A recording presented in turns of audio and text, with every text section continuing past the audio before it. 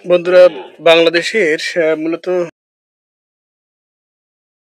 গ্রাম অঞ্চলগুলোতে আপনারা দেখবেন এই ধরনের প্রতি বাড়ির সামনেই একটা করে বসার জায়গা আছে, যেটাকে মূলত এই বাংলাদেশের আঞ্চলিক ভাষায় বলা হয় আটাল, বা চাংড়া বলা হয়।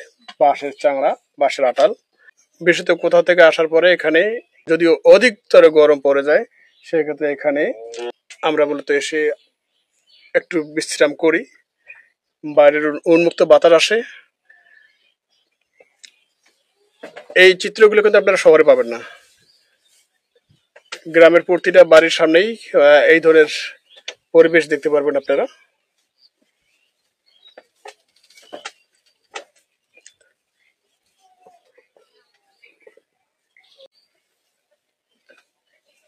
তো এখানে আটালের সাথে এদিকে আবার পুকুর আছে, পুকুরের থেকে জলের যে ঠান্ডা আবহাওয়া সেটাও আসে।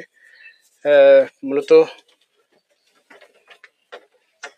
আমরা সবাই চেষ্টা করি এই জায়গায় যখনই অধিক গরম পড়ে এবং কোথা থেকে আসা হয় তখন এখানে এসে একটু বিশ্রাম নেওয়ার জন্য চেষ্টা করি। আর এই বাংলাদেশের গ্রামাঞ্চলের যে চিত্র,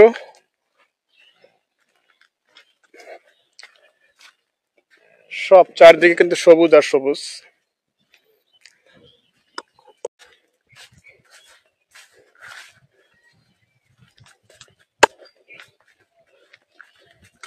চারিদিকে মূলত এই সময় ধান ক্ষেত, সবুজের সমারোহ বলা যায়। গ্রাম অঞ্চলের এই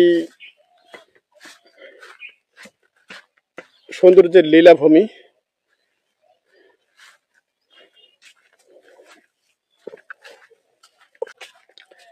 এগুলো হচ্ছে গ্রাম্য রাস্তা, গ্রাম্য রাস্তা দিয়ে মানুষ চলাচল করে।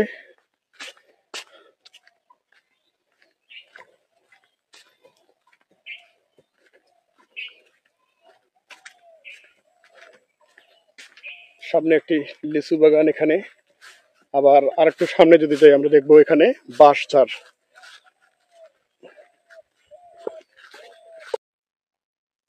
তো এই বাঁশঝাড়ে এসে গেছি। তো এখানে আপনি চাইলে এই যে যদি আপনাকে অত্যাধিক রোদ লেগে যায়, পথ চলতে চলতে আপনি এখানে এসে আবার বিশ্রাম করতে পারবেন, একটু ঠান্ডা বাতাস উপভোগ করতে পারবেন। গ্রামে কিন্তু এই বাঁশঝাড়ের বেশ মূলত ঐতিহ্য বহন করে। যে কোনো ধরনের বাঁশ আপনি এখান থেকে সংগ্রহ করতে পারেন। এই বাঁশগুলো দিয়ে মূলত বাড়িঘরের কাজ হয়ে থাকে এবং বাড়ির যে ছাদ দেওয়া হয় সেই ছাদের কাজ করা হয়। এবং এখানে কিছু বাঁশ আছে যেগুলো খুঁটির কাজে ব্যবহার হয়ে থাকে। এই যে আমরা দেখছি এখানে এই যে বাঁশগুলো, এগুলো খুঁটির জন্য ব্যবহার হয়ে থাকে। অনেক পুরনো বাঁশ, এগুলো বেশ মজবুত।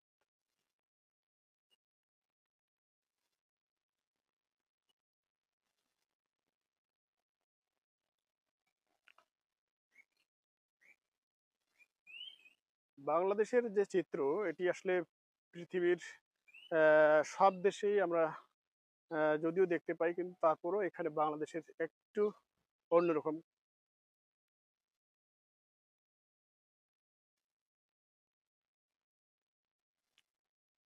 এই যে ধান ক্ষেত দেখছি আমরা।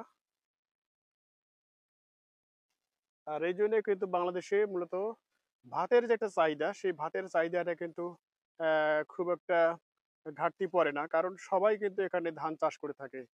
আর সবার ঘরে ঘরে কিন্তু আসলে ভাতের যে যোগান সেটি তৈরি হয়।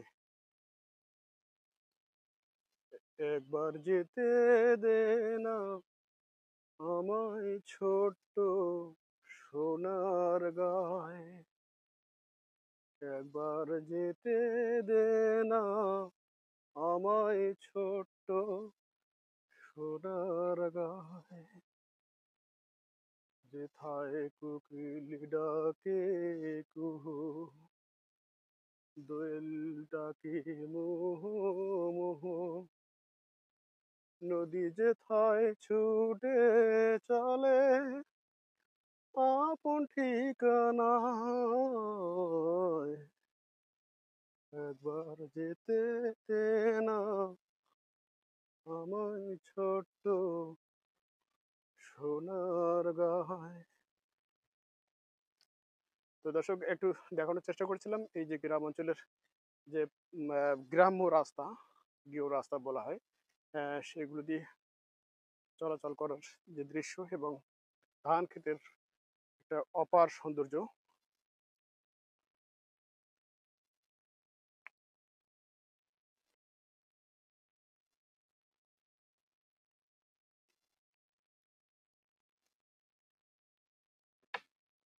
আবারও বসলাম আজকের এই যে বসার জায়গা, আটাল গ্রাম্য অঞ্চলের যে বসার জায়গা হয় গাছের তলে, রাস্তার ধারে, বাড়ির পাশে, সেখানে মূলত একটু আবার বসলাম। আর যেই রাস্তাটা, গ্রাম্য রাস্তাটা চলে গেছে এই দিক দিয়ে, গ্রাম থেকে গ্রামে।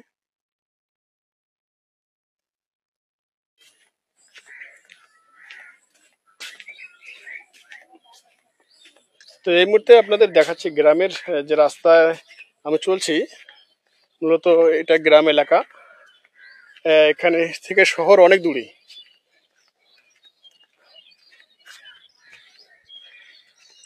হয়তো আপনারা দেখবেন অনেকে যারা শহরে আছেন বুঝবেন না আসলে গ্রামের ব্যাপারটা কি, গ্রামের যে কি চিত্র সেটা আপনারা দেখতে পারেন না।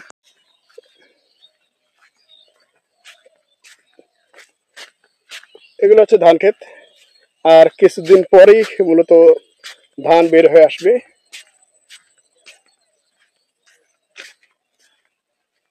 যত দূর যায় সব কিন্তু ধানের চাষাবাদ।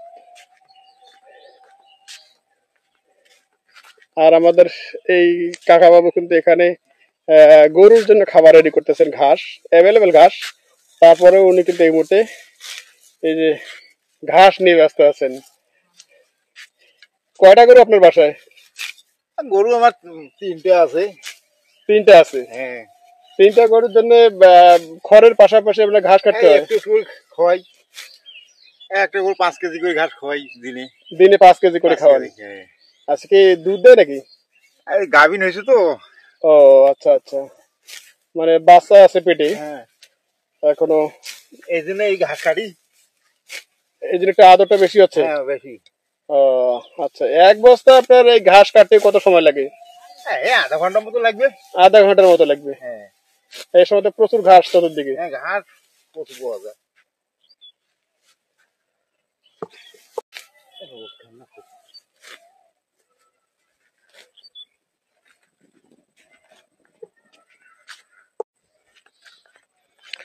তো বন্ধুরা, কেমন লাগলো এই গ্রামের দৃশ্য অবশ্যই জানাবেন কমেন্টস করে। গ্রাম বাংলার চিরাচরিত যে দৃশ্য হয়ে থাকে সেটি অনেকেই আসলে শহরে থাকা অবস্থায়, যারা অনেক শহরের ভিতরে থাকেন, তারা বলতে পারেন যে আসলে শহরের কিরকম দৃশ্য, গ্রামের কিরকম দৃশ্য হয়।